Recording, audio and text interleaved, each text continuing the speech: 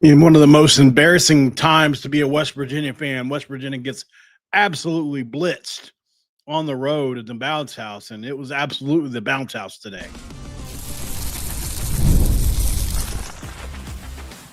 You are Locked On West Virginia, your daily podcast on the West Virginia Mountaineers, part of the Locked On Podcast Network, your team every day. And what is up, guys? Welcome back in. My name is Mountaineer Paul. I am your host. This is Locked On West Virginia, where we're jumping into a football episode here, talking about the Mountaineers. And it's not good, obviously, as we dive in. This episode is going to be brought to you by FanDuel. Right now, FanDuel is paying people, guys. If you win $5 and your bet wins, you get $300 in bonus bets to use across the app. So make sure you download the FanDuel app today to get started. And thanks for making Locked On West Virginia your first listen and for being a part of the Locked On Podcast Network, where we talk about your team every single day. We're going to be talking about how the season's basically over now. I think it's pretty safe to say that UCF's probably the worst team left on our schedule by most accounts. A lot of people are questioning the Richrod hire. I'm going to dive into that. There's some really disappointing players that I need to point out as well, and I'm just going to be totally blunt and honest about that. Everywhere on the field, there'll be a disappointment, and then give some final thoughts. We're going to do a separate episode because I think we all need a shot in the arm. So I'm going to do a separate episode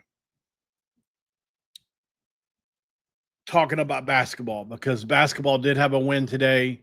Thanks to Jackson Johnson. Let's get our friend Mountaineer Paul to 10,000 subs. Thank you, buddy. I appreciate that very much.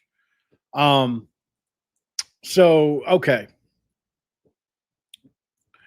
Obviously, coming into today, I picked us to lose this game. I think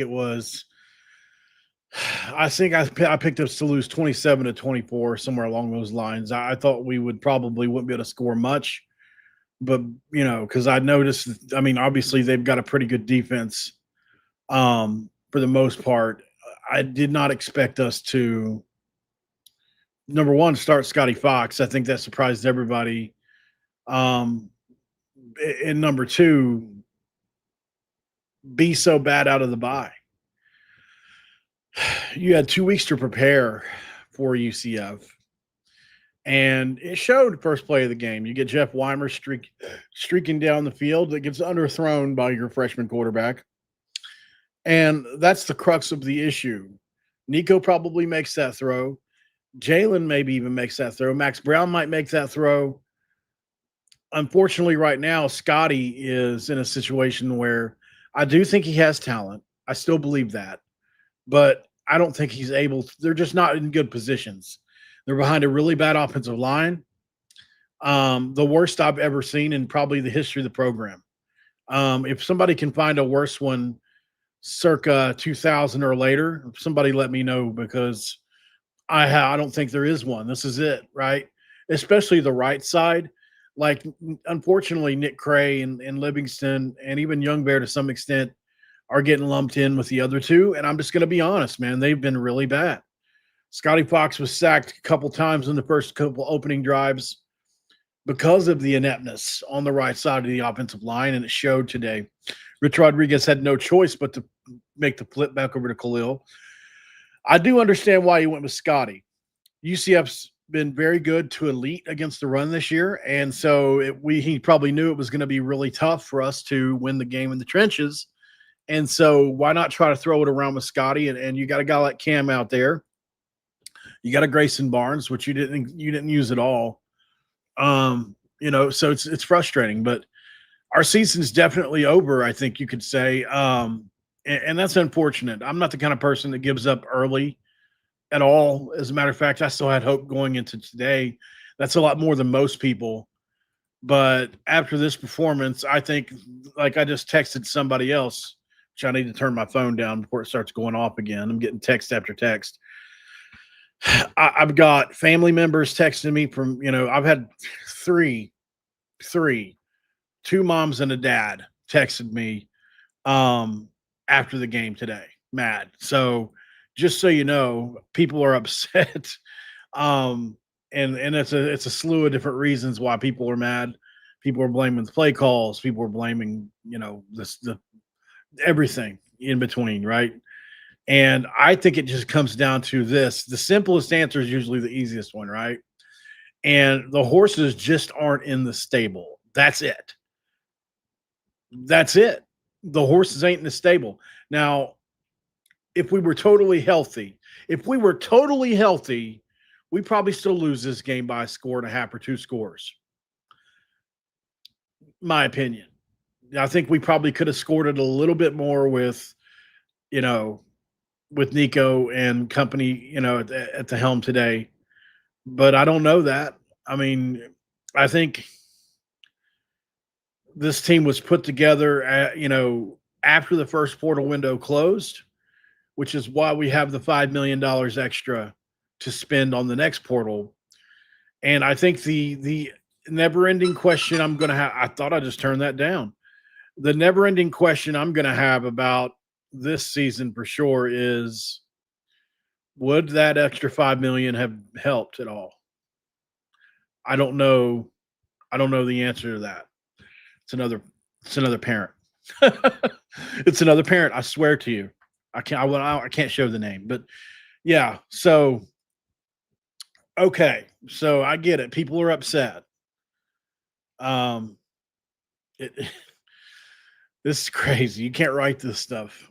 So, we're not a good football team. We accept that. Now, does it mean that we have to give up on Richrod? That's the second part of this, right? People are questioning the Richrod hire. A lot of people are. And I think it's probably in the moment type thinking, in my opinion. If you take back a step back from the situation, just ask yourself, what's he supposed to do? What magic is he supposed to make happen, as to use a Jackson term, to use a Jackson Johnson term? What kind of magic is Rich Rodriguez going to make happen with what we have here? I don't know. I don't see what he could do. I mean, without the offensive line getting any better, there's no way to improve everything else, because it starts there, right? It's like I feel like the offensive line is like the ignition to a car. It's not necessarily even the engine, it's the ignition. You can't even start without it. You can't even begin to do anything without it. If the offensive line had been better today, that means Scotty Fox could have stood back there a little bit longer and made better choices. He wouldn't have been rushed on the first play of the game, thrown to Jeff Weimer. On several other of those plays where Kimo Macaniole literally did, and Skylar Callahan tweeted it out. He detached from his defender in a pass blocking scenario. You're not taught to do that.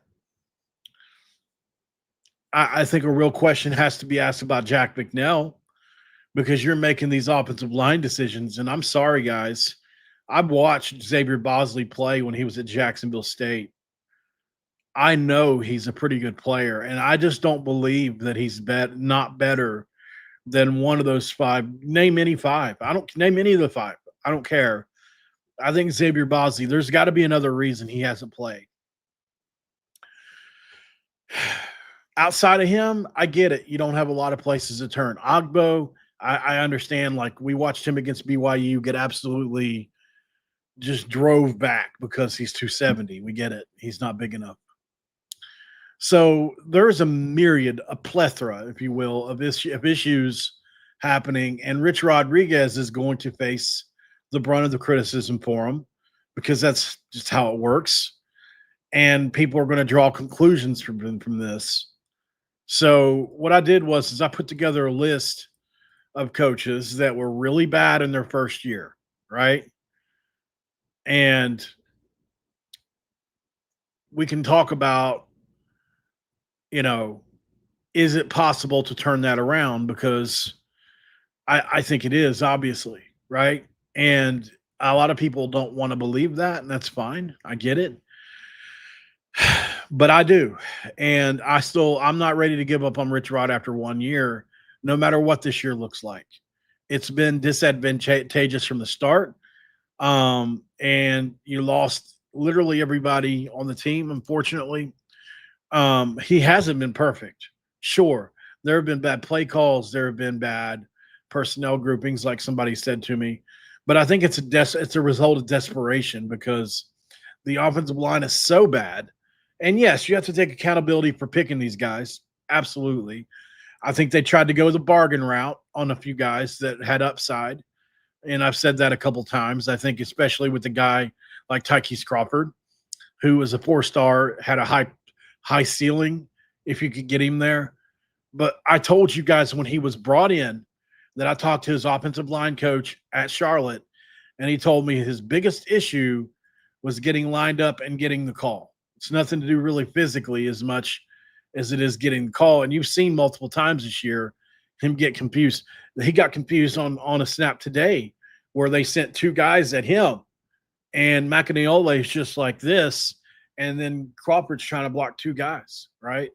And it's like, what do you do there? I mean, you're going to lose, obviously, you know, and of course Scotty's trying to break outside when this has happened to his side. So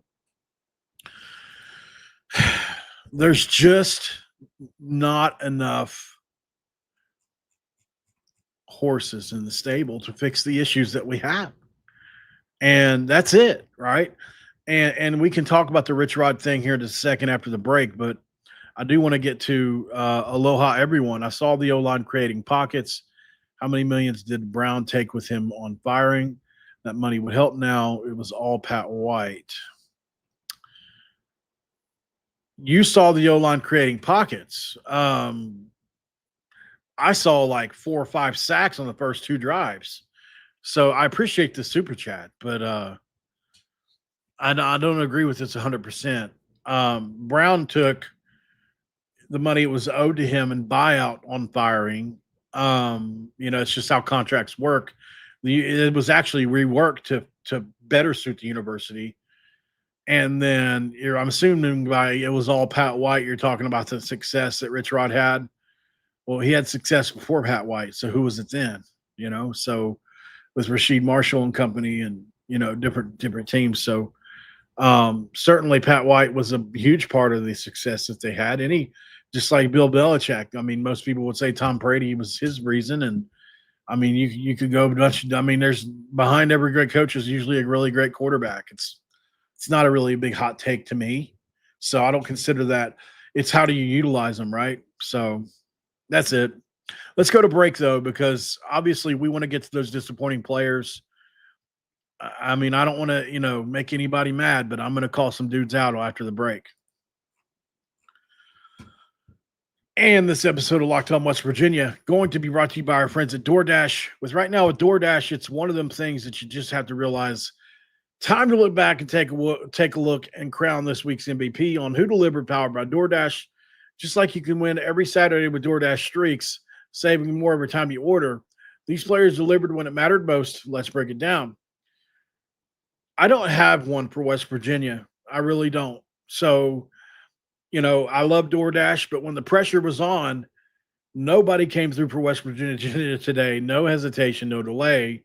And if you've been watching week after week, this performance wasn't a fluke. Nobody showing up is the streak that we're on right now. And just like nobody showing up for West Virginia is the streak we're on right now, DoorDash can deliver a streak to you for your Saturdays. With DoorDash Streaks, you save every Saturday you order.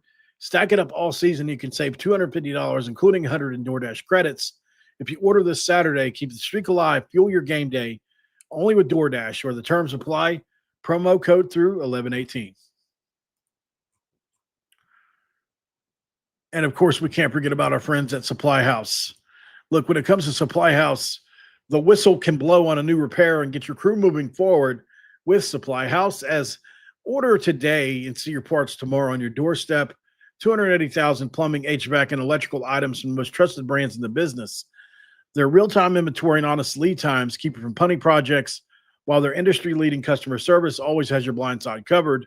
If you need parts for a project fast, Supply House has next-day delivery. Talk about a game changer. Join the free Trade Master program today and score serious perks like priority shipping, lower prices, and a dedicated support line. Visit Supply House to sign up for free and use the promo code SHCOLLEGE5 for 5% off your first order at Supply House, where you can have real people and real service. All right, guys. So looking into, I'm going to pull up the roster really quick just so I can look over it. But You know, there are quite a few players that um, I want to talk about here, and obviously, I've already leaned into two of these. Tyke Crawford and Kimo Akiniole have been really bad this year. If you look at the numbers, they rank. I think the Kimo Makaniole was ranked the worst guard in Power Four football a few weeks ago. Tyke Crawford is in the 100s for right tackle, and the rest of the offensive line is in that range as well. It's all really bad. But I think those two specifically have been really bad. I'm going to move on because I've talked about them enough already today. We know that. The very next player you go to is Jamori Robinson, who's been a major disappointment at this point. You know, Zach Alley called him out in the press conference the other day, and rightfully so, obviously. Now, I get it. You haven't had the most smooth transition, obviously. You coming from another group of five, and then you move up to Power Four, and then on top of all that, you're suspended for the first 3 games, or the NCAA won't give you your eligibility or whatever, and then you all of a sudden get it. But it's been what, 4 or 5 weeks now. Zach Alley said that needs to be in shape, need to know his keys, etc. Not to have one play in the backfield that I'm aware of, maybe he has one, is I'm shocked, honestly, because on tape, you just never guess it, right? And my opinion is this: I think he came in out of shape, not ready for the year. Actually, I know this from because after my video, I had somebody reach out to me and say, "Don't say it was me, but yeah, this is what happened." So I guess I just need to put that out there. But I'm tired of holding all these secrets in. So coming in out of shape, you've already been paid. How somebody doesn't play, like, he's in shape compared to me, right? Obviously, I said this last week. I'm a fat guy criticizing a guy that could destroy me. I get it. It's not a great look for me, but I'm paid to talk about this and have opinions about it, just like he's paid to play and play well. And so, he can do a podcast about how I suck at my job if he wants. But he has been so bad. He's batted down a couple passes, he's made a couple tackles, but to be the defensive player of the year in a conference in Division One, the transition up hasn't worked, and maybe saved some NFL people a swing and a miss, because he's shown he can't get to the quarterback at this level at all. So, just my opinion. Just my opinion. I don't know if I should do this or not. I don't know. I'm not going to do that one because I don't know any better. I don't know for sure on that one, so I'm not going to do it.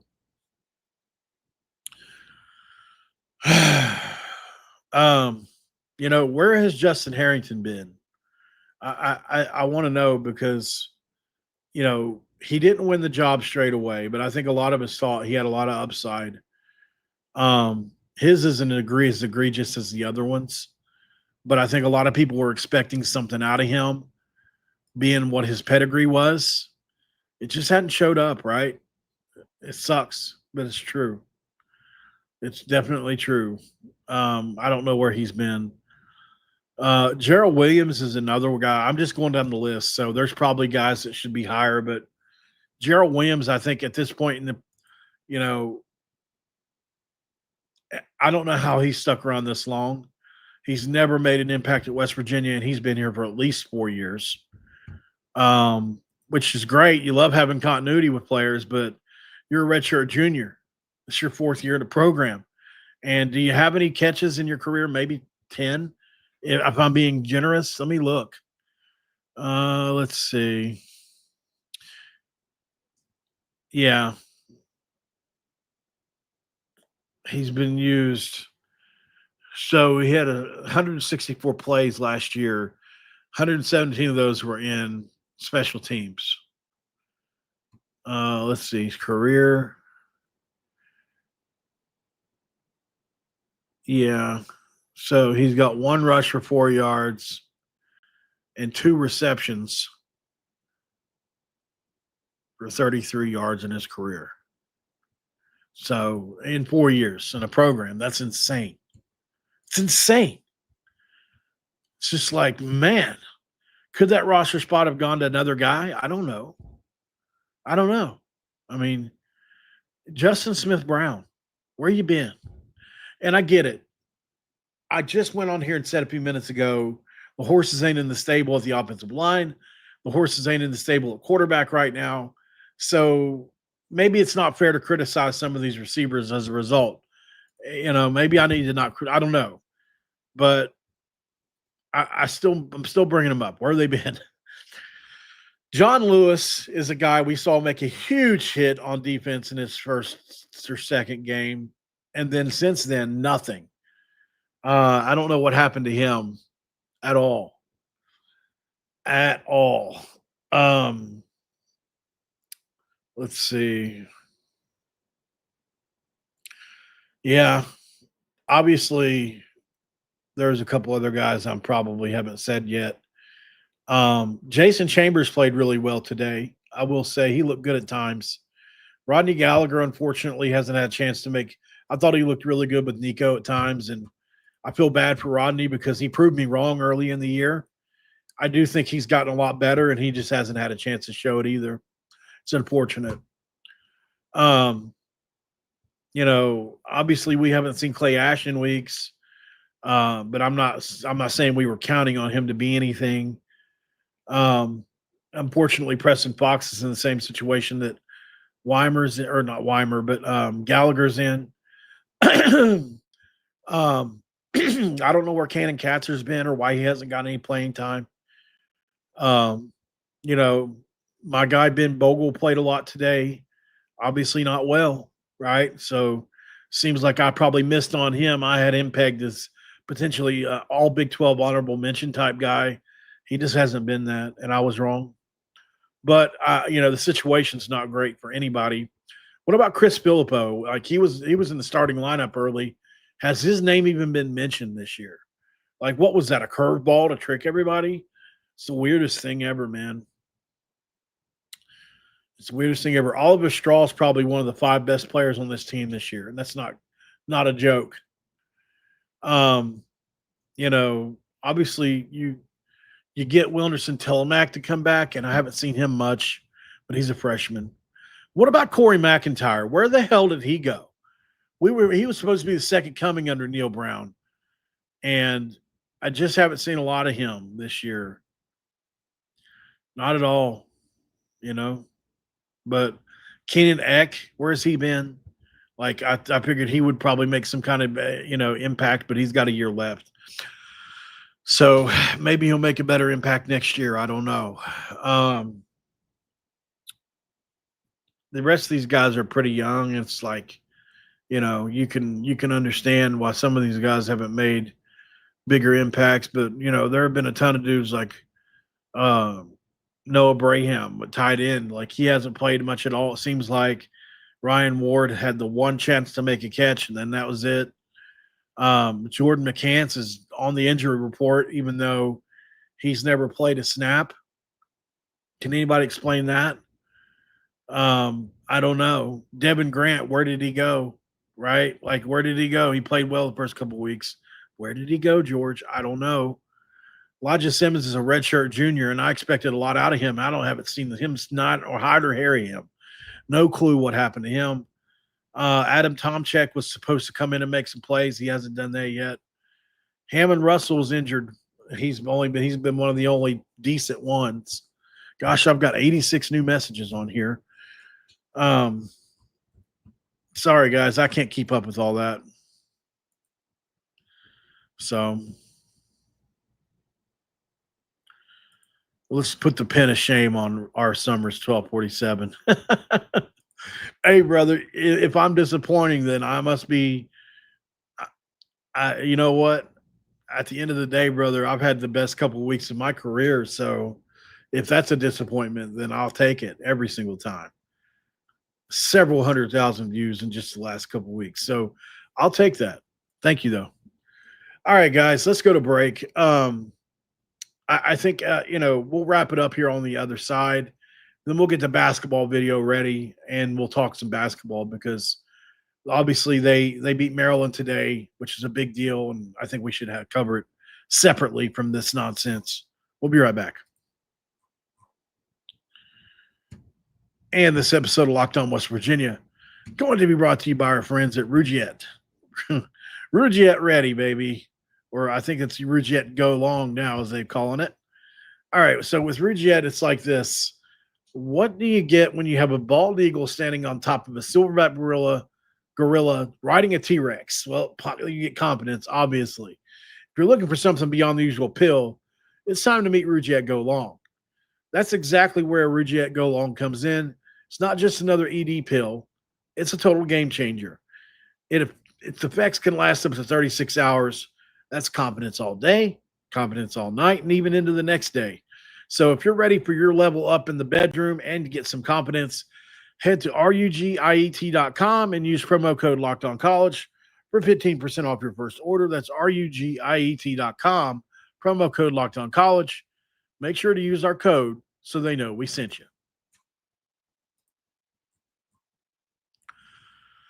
And last but not least, our friends at FanDuel. The NFL season is here, and FanDuel has an offer you don't want to miss. Right now, new customers can bet just $5. It'll make you holler, and you'll get $300 in bonus bets. That's if you win. That's right. Pick a bet, put down $5, and if it hits, you unlock $300 in bonus bets to use across the app. Whether you're a casual fan or love diving into the stats, FanDuel makes the game day experience so much better. So what are you waiting for? Head to visit FanDuel.com to download the FanDuel app today, and you too can get started. All right, guys. Thank you so much for being here. I appreciate you so much for all your help getting this channel to close to 7,000 subscribers and everything. It's been a great couple weeks, obviously. Raven, put Mr. R. Summers in timeout.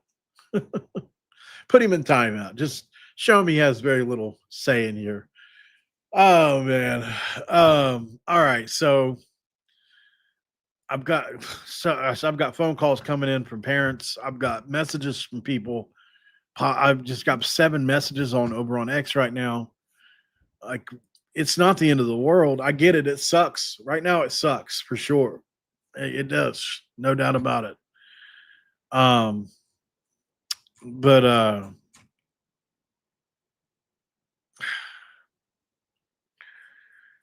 I just don't think people realize, oh yeah, I was going to give you the list. That's what I was going to do. I was trying to stall for time a little bit. So, okay. So some guys that had really bad first years followed by really good second years. Obviously, Lance Leipold at Kansas is an obvious choice. I think they won 2 games their first year. I have to go look.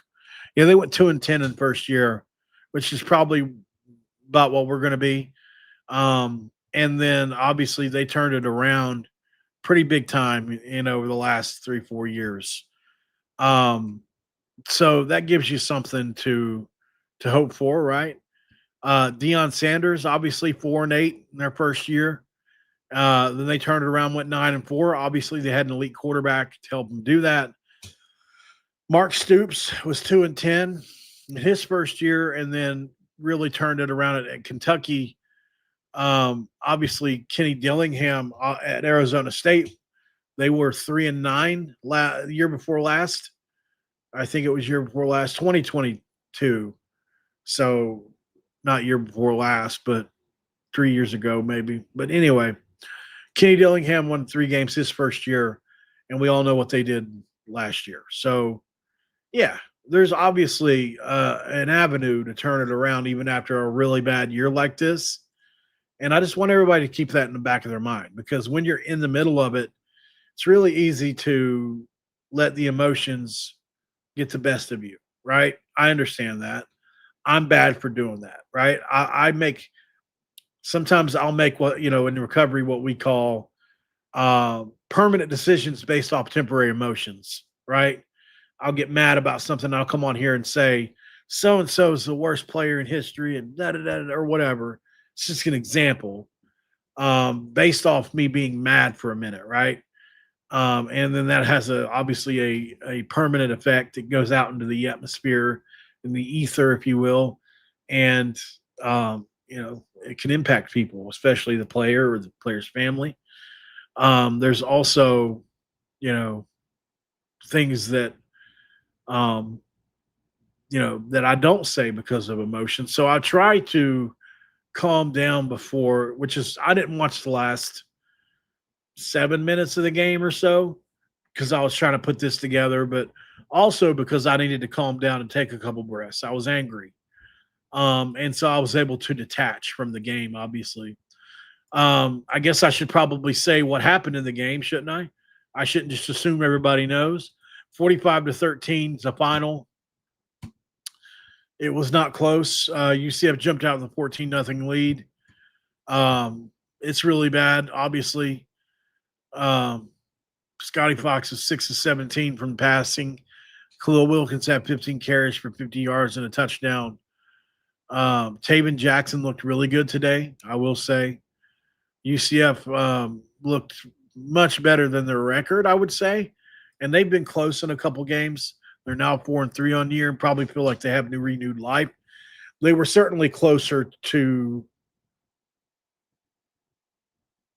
breaking through than we were, right? I would say that for sure. So yeah, overall, man. I knew this game was going to be a benchmark game because it's the first year of a regime for each coach. We had, I think, a few more players than they did through the portal added, but overall, these teams were all put together around the same time. So why is UCF further ahead than West Virginia? I think it's a fair question, right? Did they have players on the team that West Virginia didn't have, like an offensive line? These are questions I don't know the answer to. Did they already have all linemen ready and waiting for them, or did they put them together this year? I don't know the answer to those questions, but I would imagine that UCF probably had some talent somewhere to give them a bit of a head start. If not, then they just flat out he outperformed Richrod in year one. And I will say this too. I've said it multiple times. I would love to know your answer in the comments. And if you're new around here, please subscribe, like the video, definitely, and share this out around here. But this is the question of the podcast / YouTube show. If West Virginia spent $5 more million, which they have to use on the next class, as long as they spend it before the fiscal ending of the year, which is right around the same time the portal window opens, I think. Which one would you rather have? The extra $5 million for next year, or would you have rather had the $5 million for this year to fill out holes on this roster? For $5 million, for instance, you could have built an elite offensive line easily, an elite one. Do you think West Virginia is a good enough team? Let's say you've spent $3 million on the O-line and $2 million on the rest of the defense. You get 3 or 4 more really good starters for $2 million. Does that put this team over the top in competitive mode to where maybe you can win 6 or 8 games instead of 3? Or is everything since year one is basically looked upon as I don't want to say a throwaway year, but it's a building year anyway. Why not game the system? You're going to lose in year one. You're not going to win the league anyway. So what does 3 games versus 6 games really mean anyways? And then you've got $5 million extra to spend next year. I'm really curious how people feel about this.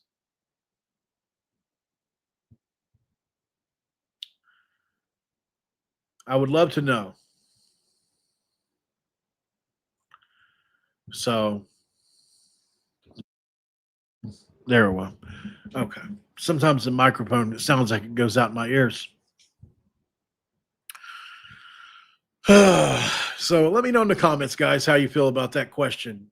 Would you rather have seen the $5 million be spent on this year's team or next year's team? Which one would have helped more?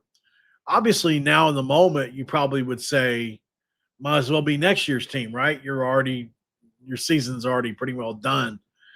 But I do think, and I still think, we have talent at wide receiver that just isn't being used because it can't be used.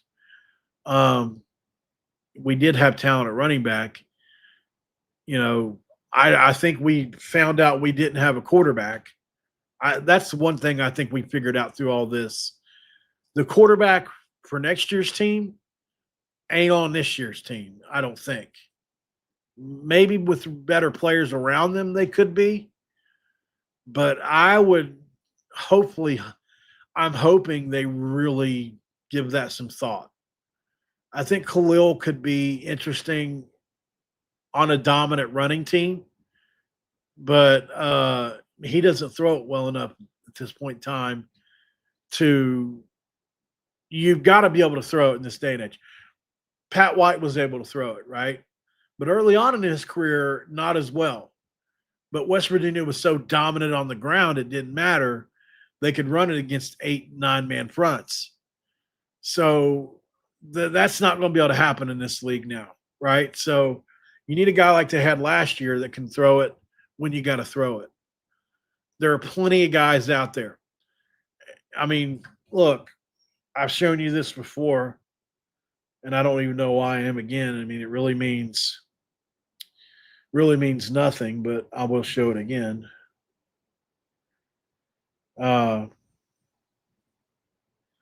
Yeah. So obviously this is me talking to, is it showing his number? No. Trinidad Chambliss, right? The starting quarterback at Ole Miss. This was before he was signed to Ole Miss. And he was telling me, no, they still haven't offered me. And I was thinking, why? Why haven't they offered you? Why wouldn't West Virginia offer him? His teammate was already here. That's how I put 2 and 2 together, because I was talking to his teammate. And I said, hey, your quarterback you played alongside was really good. But he didn't. So here's the whole story on this, and then we'll go. If you'll pay attention, he didn't come out in the spring window, or he didn't come out in the fall window. He came out in the spring window. So most people that thought West Virginia were interested in him, in my circle, was looking at him for the fall window, and he didn't enter. He stayed with Ferris State. So a lot of people thought he just wanted to stay there. And, buddy, when he came out for that spring window, I was all over it. And I was trying to tell people, he told me himself, man, he would love to play for Richrod in this offense. Now he's a Heisman contender for Ole Miss. I'll never get over it. I'll never get over it.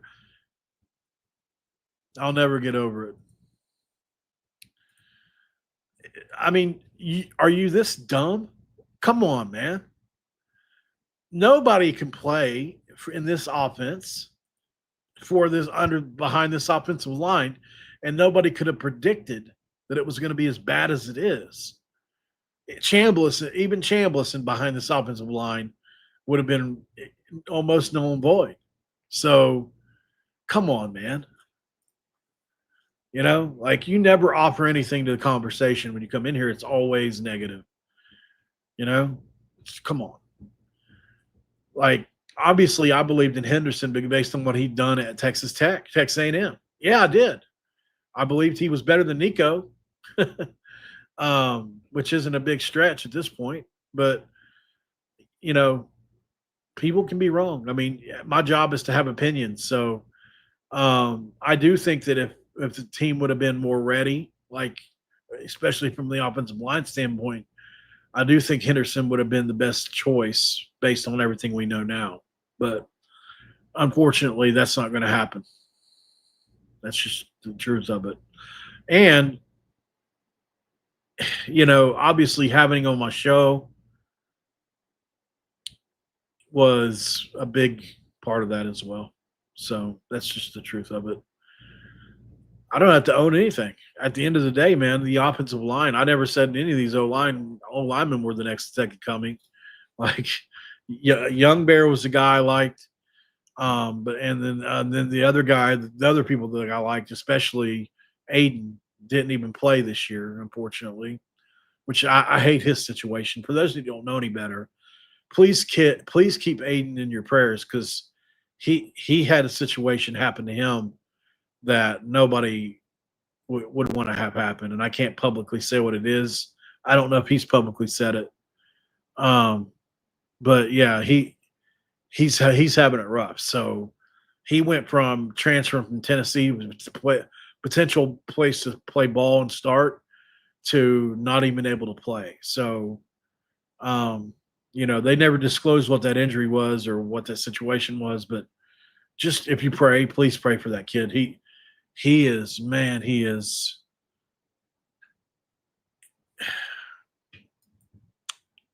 I just feel bad for him. I feel bad for anybody that has that kind of situation.